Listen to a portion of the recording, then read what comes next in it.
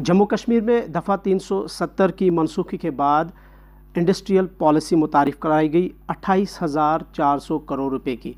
और इस वक्त हमारे पास जो इतलात हैं, ये जो बजट है ख़त्म हो चुका है और इवन के जो पोर्टल्स पे रजिस्ट्रेशन है वो भी बंद है और पोर्टल को भी ऑफ़ किया गया है। थोड़ा सा हम जानने की कोशिश करेंगे कि इस वक्त स्टेटस क्या है इस पॉलिसी का, क्योंकि इस पॉलिसी के हवाले से एंटायर जम्मू कश्मीर में, स्पेशली वादी कश्मीर में जो इंडस्ट्रियलिस्ट्स है या जो यूनिट होल्डर्स है, उनके कई सारे खदशात हैं।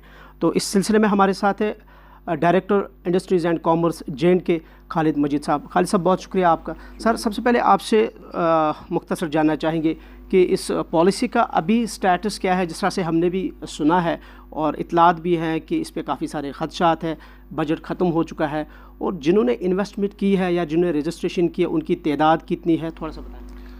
हाँ, देखिए, इंडस्ट्रियल प्रमोशन के लिए गवर्नमेंट ऑफ इंडिया और गवर्नमेंट ऑफ जे एंड के इश्तराक, गवर्नमेंट ऑफ जे एंड के का गवर्नमेंट ऑफ इंडिया के इश्तराक से ये जो नेशनल सेंट्रल स्कीम आई, ये 28,400 करोड़ रुपए की थी, इर्रेस्पेक्टिव ऑफ द रीजन कि जम्मू में क्या इन्वेस्टमेंट होता है या कश्मीर में क्या इन्वेस्टमेंट होता है। Anybody could invest anywhere. इसमें ज़्यादातर मतलब मंशा जो थी कि बड़े बड़े प्रोजेक्ट्स आएँ जिसकी वजह से यहाँ खुशहाली हो, एम्प्लॉयमेंट हो। सो एक अवेयरनेस कैंपेन इसके स्टार्ट में चलाई गई ताकि ज़्यादा से ज़्यादा लोगों को इसके बारे में जानकारी मिले और यहाँ पे इन्वेस्टमेंट इसके बारे में बताएं।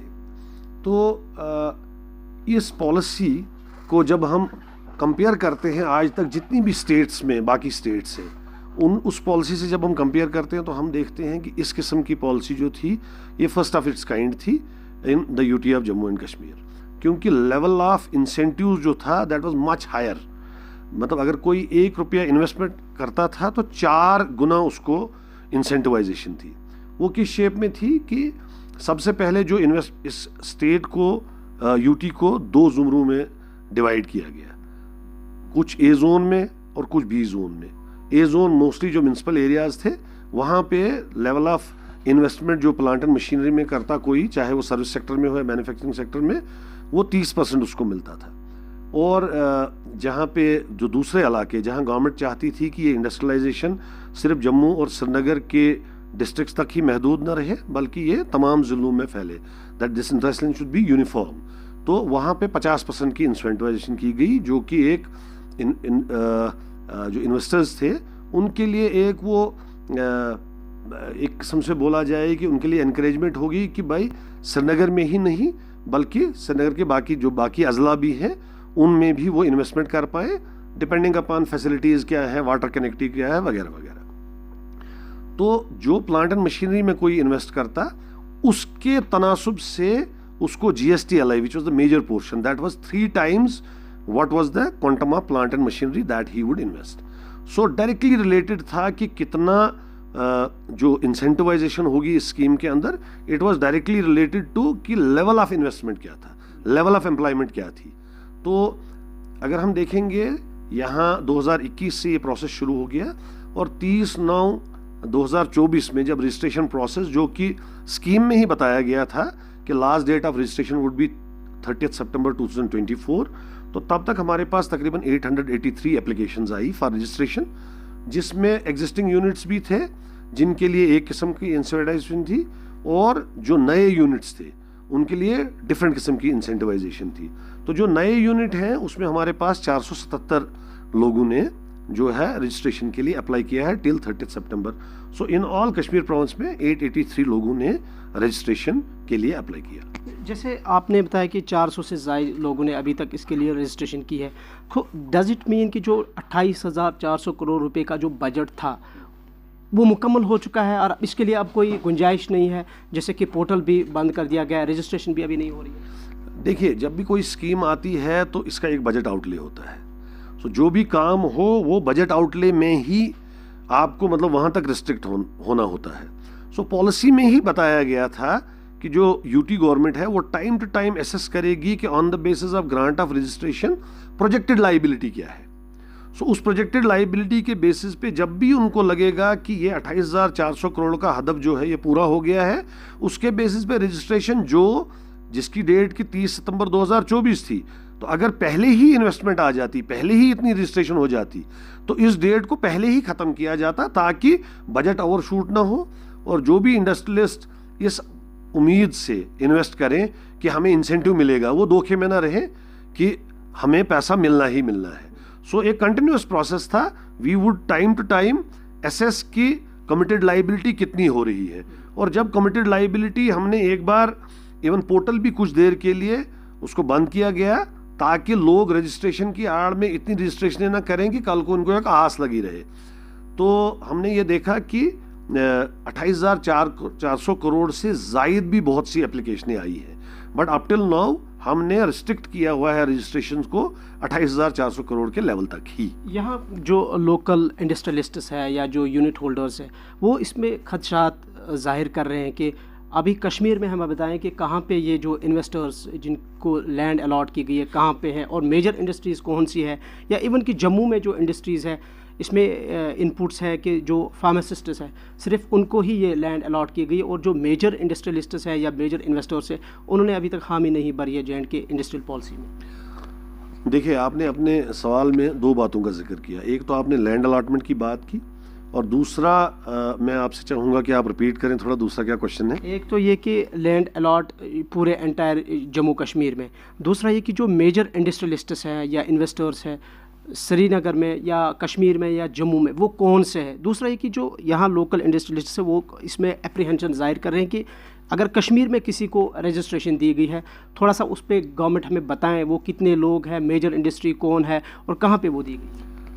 नहीं, जहाँ तक लैंड अलॉटमेंट की बात है, ये लैंड अलॉटमेंट का प्रोसेस जो ये शुरू हुआ था 2021 के बाद ही एप्लीकेशंस वगैरह मांगी गई थी, और एक कट ऑफ डेट तक जहाँ तक एप्लीकेशंस आई तो लैंड डिफरेंट लोगों को दी गई, इर्रेस्पेक्टिव ऑफ कि वो बड़े सेक्टर से हैं छोटे सेक्टर के हैं। इस सिलसिले में एक लैंड अलॉटमेंट पॉलिसी बनाई गई और उस पॉलिसी के तहत जो भी है काम किया गया। अगर आप पहले देखेंगे 2019 से पहले तो जीएम लेवल पे भी अलॉटमेंट्स होती थी, और जिसके मुतालिक या डायरेक्टर लेवल पे होती थी, तो जिसके मुतालिक लोगों के खदशात होते थे। कोई आदमी ये बोलता था कि किसी मंजूर नज़र आदमी को लैंड दी गई और हमें इग्नोर किया गया। सो इन सारे खदशात को हटाने के लिए एक ट्रांसपेरेंसी पॉलिसी दी गई जिसमें बताया गया कि किस हिसाब से लैंड अलॉटमेंट जो है की जाएगी।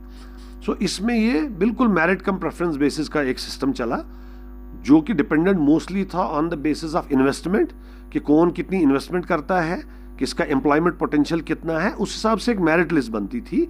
और मेरिट लिस्ट के बेसिस पे लैंड अलॉटमेंट में आपको बताना चाहूँगा 1226 लोगों को लैंड अलॉटमेंट हुई इन कश्मीर प्रोविंस लोन। सो अगर जब भी कभी लैंड अलॉटमेंट होती है और पोजीशन दी जाती है तो एक हदफ होता है कि यूनिट होल्डर को 3 साल के अरसे के दौरान प्रोडक्शन में आना होता है। अब जिस वक्त इनको लैंड अलॉटमेंट हुई तो इनका फर्स्ट स्टेप जो था, they had to get provisionally registered with the DIC and at the same time they could apply under NCSS. मगर बदकिस्मती की बात यह है कि अब इस शोबे में हमसे कमी रही, या इंडस्ट्रियलिस्ट आगे नहीं आना चाहते थे, उनका ज़्यादा जोर लैंड अलॉटमेंट पे था कि लैंड ले लेंगे और उसको रख के फिर उसकी खरीदो फरोख्त करेंगे। अगर आप इसका लेवल देखोगे कि नई लैंड अलॉटमेंट के बाद 477 एप्लीकेशंस टोटल आई हैं, जिसमें न्यू एप्लीकेशन में वैसे भी लोग हैं जिन्होंने irrespective of this land allotment काम शुरू किया था 2018-19 से, मगर प्रोडक्शन में बाद में आए। तो अगर हम देखेंगे कि ये there is a mismatch between the land which has been allotted and the number of applications that have been made. So we were taking number of steps including awareness, reaching out to the people through phone calls, mails etc, कि आप आइए और इस scheme में register हो जाइए। क्योंकि अगर आप ये देखेंगे ये first come first serve basis पे था कि अगर फ़र्ज़ करें 2000 एप्लीकेशंस आती हैं तो 28,400 करोड़ का बजट कहाँ तक ख़त्म होता है ये तो पहले दिन ही पता था जिस दिन पॉलिसी आएगी। मगर ये देखा गया कि बहुत से लोग आगे नहीं आए, वो अभी भी ज़मीनें लेके बैठे हुए हैं। हाँ, कहीं कहीं जगह पे ये भी है कि गवर्नमेंट ने जहाँ पे लैंड अलॉट की वहाँ पे डेवलपमेंट साथ ही साथ नहीं हुई है। मगर एक क्लैरिटी में यहाँ आपसे जानना चाहूँगा, जो 400 से ज़ायद जो आपने एप्लीकेशंस का जिक्र किया उनकी रजिस्ट्रेशन हुए, क्या ये वो 400 लोग हैं जिनको 28,400 करोड़ रुपए के बजट में ही एडजस्ट किया गया और उनको ये अलॉट भी हुआ है? अब देखिए, जैसे श्रीनगर का मैं बताऊं तो जितनी हमारे पास एप्लीकेशन, अगर ये न्यू इंडस्ट्रियल स्टेट न्यू जो यूनिट्स थे 477 या एग्जिस्टिंग यूनिट थे जिनको रजिस्ट्रेशन देनी थी या जिन्होंने सब्सटेंशियल एक्सपेंशन की, उनमें से तकरीबन 323 लोगों को हमने रजिस्ट्रेशन दे दी। और जिस वक्त हमने 323 लोगों को यहाँ रजिस्ट्रेशन दी, जम्मू के बारे में मुझे फिगर्स का पता नहीं है, तो हमने एक असेसमेंट की। जिस वक्त असेसमेंट की तो ये तकरीबन 20-21 हज़ार करोड़ के पास हमारा फिगर पहुँच गया था। सो जब पोर्टल खोला गया तो on the basis of first come first serve basis पे हमने पहले जो इस 28,400 करोड़ और इसके ऊपर भी 15% का हमें कुशन दिया गया था, ताकि कभी कभी डिविएशन होती है in bringing plant and machinery, तो 115% तक हम जितने यूनिट अकोमोडेट कर सकते थे उनको अकोमोडेट किया गया। मगर वहाँ पे गवर्नमेंट ने, सेंट्रल गवर्नमेंट ने भी ये बताया कि आपको जितने भी यूनिट्स पेंडिंग है, जिनकी एप्लीकेशन 30 सितंबर तक आई हुई है, आप इनको प्रोसेस में से निकाल दीजिए। मुझे लगता है this is an indication from government of India that they are thinking of responding to the request from Honorable LG, where he requested the Government of India to consider enhancing the budget outlay. So अगर वो हमारा मुतालबा जो है, अगर वहाँ पे वो कंसिडर किया जा रहा है और मज़बूत तरीके से उसको कंसिडर किया जाएगा, तो मुझे ये उम्मीद है कि जितने लोगों ने यहाँ अप्लाई किया हुआ है वो इसमें अकोमोडेट हो। जैसे आपने कहा कि LG ने ऑलरेडी गवर्नमेंट ऑफ इंडिया से मुतालबा किया, जो हमने हमारे पास जो रिपोर्ट्स है कि आपने 46,600 करोड़ रुपए कि गवर्नमेंट ऑफ इंडिया से मुतालबा किया कि इस प्रोजेक्ट को बढ़ाए 75,000 करोड़ रुपए तक का, ये इसकी कितनी हद तक सदाकत है? दूसरा ये कि अब जो मज़ीद कुछ इन्वेस्टर्स ने जो रजिस्ट्रेशंस की हैं उनने अपनी तमाम फॉर्मेलिटीज़ पूरी की हैं और पोर्टल अभी बंद है, सो उसके लिए क्या कुछ इकदाम हैं? देखिए, पोर्टल बंद नहीं है। ये पोर्टल न सिर्फ रजिस्ट्रेशन के लिए था बल्कि इंसेंटिवाइजेशन के लिए था, और ये पोर्टल ओपन रहेगा for a period of 10 years. So portal बंद होना जो है ये एक मिसनोमर है, मतलब मिसकंसेप्शन है लोगों में। Portal to the extent of accepting applications for registration, उसको बंद किया गया है as per scheme formulation. Scheme में ही बोला गया था कि 30 सितंबर तक पोर्टल खुला रहेगा और रजिस्ट्रेशन एप्लीकेशनें ली जाएंगी। जहां तक इंसेंटिवाइजेशन की बात है, प्रोसेसिंग ऑफ एप्लीकेशन की बात है, वो सारा काम चल रहा है, उसमें कोई रुकावट नहीं है। मतलब हमने कुछ ही देर पहले यहाँ पे हमने 2-3 दिन पहले WCIS की एक मीटिंग की, उसमें हमने केसेस किए, तकरीबन 3 करोड़ के केसेस हमने अप्रूव किए। We are sending it to DPIT और वहाँ से सैंक्शन का सिलसिला चलेगा। तो ये कहना कि पोर्टल बंद है, ये गलत है। रजिस्ट्रेशन के लिए पोर्टल बंद है, हाँ, क्योंकि स्कीम बोलती थी। बाकी रहा सवाल कि जितने पेंडिंग है अभी, गवर्नमेंट ऑफ इंडिया ने लास्ट जो हमने एक प्रपोजल भेजा था कि 28,400 करोड़ में जितनी एप्लीकेशनें अकोमोडेट हो रही थी, उन्होंने उसको अप्रूव करने से पहले ये बोला कि जितनी आपके पास एप्लीकेशंस पेंडिंग है उनको रजिस्टर किया जाए ताकि वो असेस कर पाएं कि एक्चुअल रिक्वायरमेंट ऑफ फंड्स क्या है। सो ऑनरेबल LG साहब ने on the basis of our estimate 75,000 crore का जो है गवर्नमेंट से एक्सटेंशन का मुतालबा किया है, but at the same time actually हमारे पास रजिस्ट्रेशन के काबिल कौन है, क्योंकि कुछ हैं ऐसे जिनके पास CLU नहीं होगा, या वो फॉर्मेलिटी नहीं पूरी करते, या टाइम होने की वजह से वो अब उस एक्टिविटी को कैरी आउट नहीं करना चाहते हैं। So maybe that this figure जो है, जो हमारी पेंडेंसी है, इसमें कुछ एप्लीकेशनें रिजेक्ट भी हो जाएंगी। अगर हम देखेंगे, इससे पहले कश्मीर प्रोविंस में 136 एप्लीकेशन रिजेक्ट हुई ऑन डिफरेंट काउंट्स, क्योंकि कमियां बहुत होती हैं। कोई एप्लीकेशन भर देता है इन दिस होप कि आई विल गेट इंसेंटिवाइजेशन।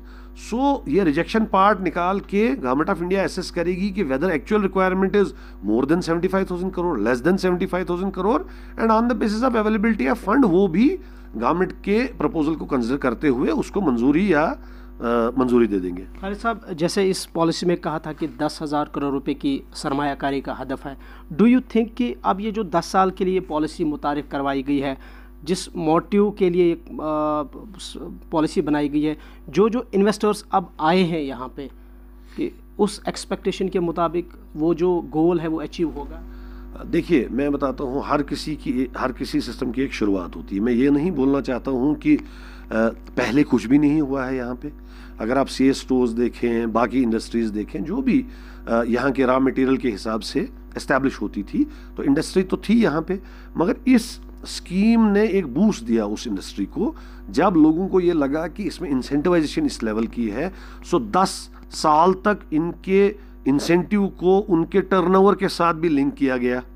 जैसे GST LI है, तो GST लिंक्ड इंसेंटिव तभी मिलेगा जब कोई उस फर्म को प्रोडक्शन में रखेगा फॉर दैट टाइम, तभी जो कमिटेड लाइबिलिटी है वो पूरी हो जाएगी। सो काफ़ी इंडस्ट्री आई, मगर श्रीनगर की कश्मीर प्रोविंस की अपनी डिसएडवांटेजेस हैं, ज्योग्राफिकल डिसएडवांटेजेस।